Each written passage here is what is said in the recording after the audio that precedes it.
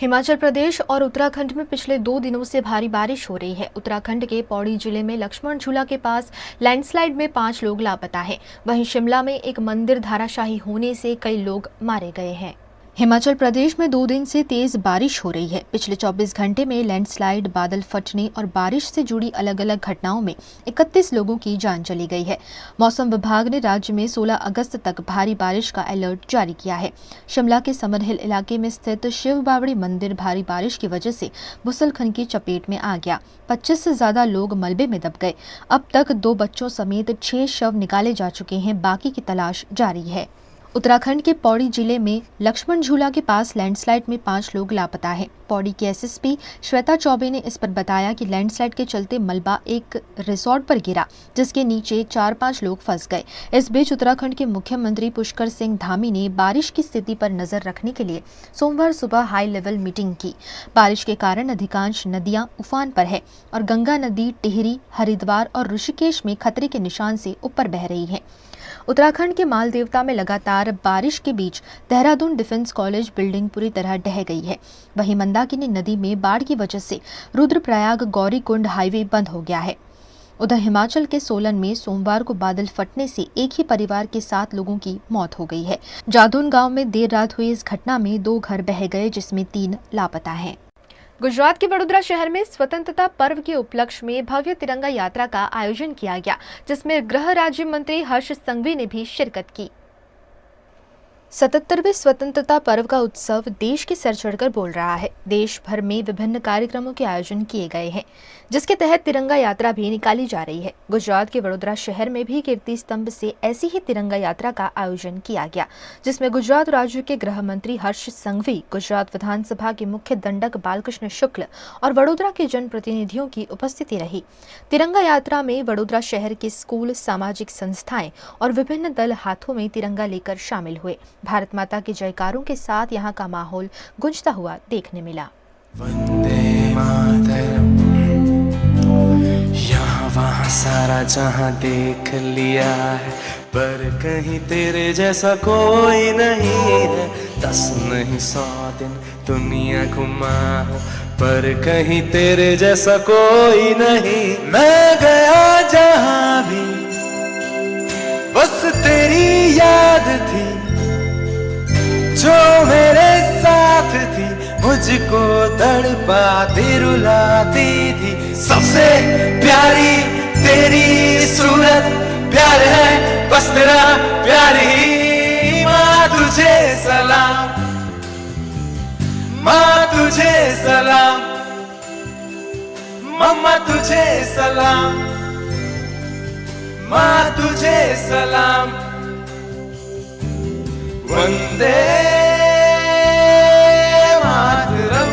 आज ये तिरंगा यात्रा में जुड़ी हुई हूँ और मुझे बहुत अच्छा लग रहा है, क्योंकि ये मेरे लिए एक नया एक्सपीरियंस है और ये मेरे लिए शायद लाइफ में मैं कभी भूल नहीं पाऊंगी एक्सपीरियंस। और भारत एक ऐसा देश है जहाँ पर हम किसी भी धर्म के हिसाब से डिस्क्रिमिनेशन नहीं करते, और हिंदू हो या मुस्लिम सब एक मिलकर रहते। तो I am proud to be Indian. मैं चाहूँ છું કે इंडिया अपना જેટલા આગળ છે એના કરતાં હજુ આગળ વધે। इस तिरंगा यात्रा में वडोदरा केरला समाज भी आकर्षण का केंद्र रहा।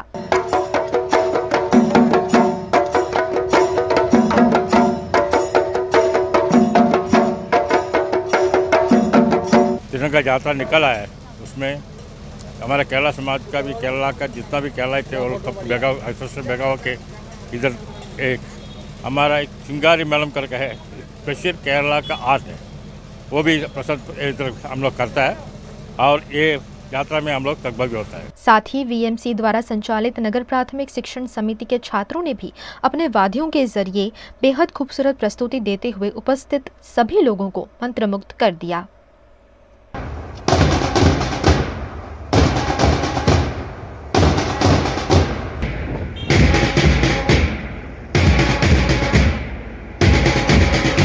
ये तिरंगा यात्रा में 10,000 बड़ौदा की माध्यमिक स्कूल के स्टूडेंट है और 500 से 700 नगर प्राथमिक शिक्षा समिति के टीचर है, और 4 जगह पर जो स्कूल का बैंड है उसका स्टेज यात्रा के रूट में रखा हुआ है। बच्चों है वो बैंड बजा रहे हैं। वंदे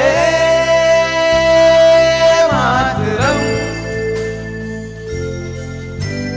वंदे मातरम। गुजरात के वडोदरा के आनंद विद्या विहार स्कूल छात्रों को अंतर्राष्ट्रीय एक्सपोजर प्रदान करने के लिए एशियन यूथ कैंप में हिस्सा लेने वाली पहली भारतीय स्कूल बन गई है। Association of south east Asian Nations द्वारा वियतनाम में छात्रों और शिक्षकों के लिए यूथ कैंप 2023 का आयोजन किया गया था, जिसमें Vietnam, Thailand, Indonesia, Malaysia, Laos, Philippines, Bhutan समेत के 4 देशों ने हिस्सा लिया और अब भारत इस एसोसिएशन का 9वां नया सदस्य बना है। इस कैंप में वडोदरा के आनंद विद्या विहार स्कूल के प्रतिनिधि मंडल ने हिस्सा लिया, जिसमें 6 छात्र और 2 चेयरपर्सन शामिल रहे। इस यूथ कैंपस में छात्रों को विभिन्न गतिविधियों पर मार्गदर्शन दिया गया, जिस पर स्कूल के प्रिंसिपल और शिक्षकों ने खुशी जताई। ये यूथ कैंप था जिसमें 2 फोकस थे, एक तो कल्चरल एक्सचेंज और एक इंग्लिश ट्रांजैक्शन के बारे में था। हमारे यहाँ से 6 बच्चे गए थे 12th के, 11th-12th के, और 2 लोग अडल्ट, मैं और English head of the department Jasmine Prem sir. Thailand में भी स्टूडेंट कॉन्फ्रेंस था। थाईलैंड का एक स्कूल है जो इंटरनेशनल स्कूल है, माथायोम वाटनायरोंग स्कूल, बैंकॉक में है। वहाँ एक्सचेंज प्रोग्राम था और उनका कॉन्फ्रेंस था, इंटरनेशनल कॉन्फ्रेंस, जिसमें 2 कॉम्पिटिशन्स थे। हमने एक में भाग लिया, हमने पोस्टर कॉम्पिटिशन में भाग लिया और उनका थीम था टेक्नोलॉजी। तो उसमें 4 बच्चे हमारे क्लास 10 के और the head librarian and myself, we participated in the conference. And हमारा जो पोस्टर कॉम्पिटिशन में उसमें हम फर्स्ट अव्वल दर्जा भी लेके आए। और हमारी एक स्टूडेंट जो है वो AFS, अमेरिकन फील्ड सोसाइटी के तहत डेनमार्क में 1 महीने के लिए स्टूडेंट एक्सचेंज प्रोग्राम में गई थी। तो वहाँ के डैनिश लैंग्वेज लेसन्स वगैरह सीख के आई है और काफ़ी नज़रिया बदल के आई है। और कहने का मतलब है कि हमारा ये प्रोग्राम को प्रमोट करके हम न केवल अपने इंडिया का, अपने देश का नाम रोशन करते हैं, लेकिन हमारे बच्चों पे भी एक अमिट छाप छोड़ते हैं, क्योंकि जब दूसरी जगहों के कल्चर के बारे में जानने को, सीखने को मिलता है तो उनका पूरा नज़रिया बदल जाता है और जब वो अडल्ट होंगे तो they will grow with a global perspective. ये मेरे लिए बहुत ही गर्व की बात है कि मुझे अपने स्कूल और देश को रिप्रेजेंट करने का मौका मिला। ये जो पूरा कल्चरल एक्सचेंज प्रोग्राम था वो मेरे लिए एक जर्नी से कम नहीं है। ये एक जर्नी है जो अंडरस्टैंडिंग, कोलैबोरेशन और एप्रिसिएशन पे बनी है। और ये जो एप्रिसिएशन है वो एक वाइब्रेंट कल्चर, जो उनका कल्चर है जो हमसे काफ़ी अलग है, उसको जानने का, पहचानने का, उसको 6 दिन मतलब महसूस करने का जो मौका मिला है वो शायद मुझे पहले कभी मिला नहीं है। तो इसके लिए मैं मतलब मेरे प्रिंसिपल और मेरे स्कूल जो मैनेजमेंट है उनको मैं तहे दिल से धन्यवाद करती हूँ। हम जब थाईलैंड गए, हम ऐसे एक्सचेंज स्टूडेंट और एक कंपटीशन में पार्ट लेना था इंडिया को, ये सोच के गए थे। लेकिन वहाँ पे गए तो वहाँ का कल्चर टोटली डिफरेंट था। वो टोटली टेक्नोलॉजी डिपेंडेंट है। उनके बोर्ड्स नहीं होते हैं, वो लोग हर चीज़ टैबलेट पे करते हैं। उनके कॉम्पिटिशन्स, उनके असाइनमेंट्स सब टैब पे होते हैं। और हमने जब वहाँ उनके म्यूज़ियम गए, हमने देखा नोटबुक्स पढ़े थे, तो आई आस्क्ड ये क्या है। दे सेड हम पहले नोटबुक्स में लिखते थे। उनकी कल्चरल जो हेरिटेज है इट्स नॉट वेरी ओल्ड, 800 साल या कुछ ऐसे ही है। तो मुझे मेरे मुंह से हंसी निकल आई। मैंने बोला हम अभी भी नोटबुक से लिखते हैं और हमारे स्कूल में बच्चों को मोबाइल अलाउड नहीं है। दे वर शॉक्ड। तो उन्होंने बोला कि ऐसे कैसे हो सकता है, आप टेक्नोलॉजी में इतने अहेड कैसे हैं। मैंने बोला जो टीचर और बच्चे का जो आई कांटेक्ट होता है उससे बच्चा सीखता है और हमें पता चलता है वो human touch is important. Technology से पढ़ना है तो टीचर की क्या ज़रूरत है, वो घर बैठ के भी टैब से पढ़ सकते हैं। तो जब हम फिज़िकली स्कूल आते हैं और टीचर पढ़ाती है और बच्चा हमें देखता है तो वो अच्छी तरह से समझ पाता है और वो हमारा जो कनेक्शन होता है वो बच्चे को एडवांस लेवल पे ले जा सकता है। तो उनको बहुत एक्साइट हो गए। उन्होंने बोला please help us, teach us, because हम बहुत फंस गए हैं। बच्चे टैब में जब हम टीचर पढ़ाती है तो वो टैब में देखते रहते हैं, पता नहीं वो पढ़ रहे हैं या इंस्टाग्राम देख रहे हैं। So they were very happy to know that ऐसे भी हो सकता है, इस तरीके से भी इंडिया इतना अहेड IITs और डॉक्टर्स और इंजीनियर्स बना रहे हैं। तो they were very shocked to hear it. Himachal की राजधानी शिमला में आज सुबह सुबह बड़ा हादसा हो गया, जिससे कई लोग घायल हुए हैं और कई लोगों की मौत हुई है।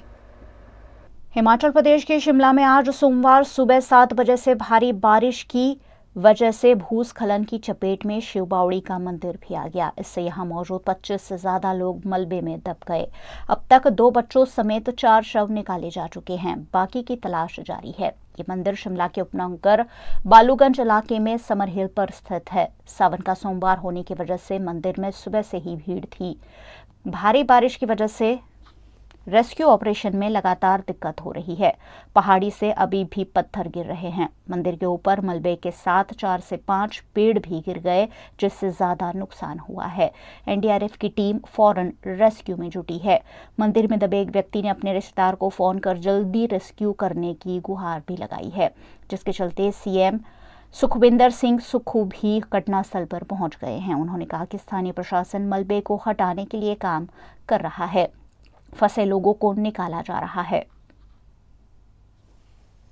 गुजरात के वडोदरा में फिर एक बार पशुपालकों की दबंगगिरी सामने आई है, जहां आवारा पशुओं को पकड़ने गए सुपरवाइजर को धक्के चढ़ाया गया।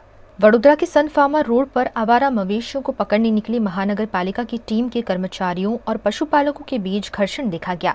बीएमसी की टीम के सुपरवाइजर अरुण देवरे को धक्का मारकर नीचे गिराने का वीडियो भी सामने आया है, जिसमें पशुओं को पकड़ने गए कर्मचारियों के साथ पशुपालक घर्षण और हाथापाई करते हुए देखे जा रहे हैं। कॉर्पोरेशन के कर्मचारियों के साथ धक्का मुक्की कर अपनी गायों को छुड़वाने के इस मामले की पुलिस शिकायत भी की गई है। जेपी रोड पुलिस थाने में 3 अज्ञात पशुपालकों के खिलाफ शिकायत दर्ज कर कार्यवाही शुरू की गई है।